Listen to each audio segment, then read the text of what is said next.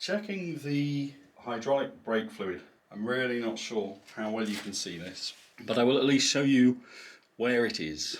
Okay, the rear brake fluid reservoir is here.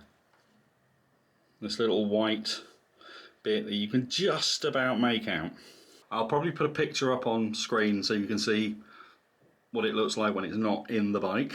There is a full level which is just below the filler cap, and there is a lower level that is quite near to the bottom of the reservoir. So if you can see fluid in there, you probably can't in this light, but I can see that it's full. So we know that's fine. If there isn't any fluid or there isn't enough fluid, then same as the checking the coolant, remove this guard here so that you can open the filler cap to top it up. I'm not going to do that now, we're just checking and it seems fine. Okay, we have a lower line for the front brake fluid.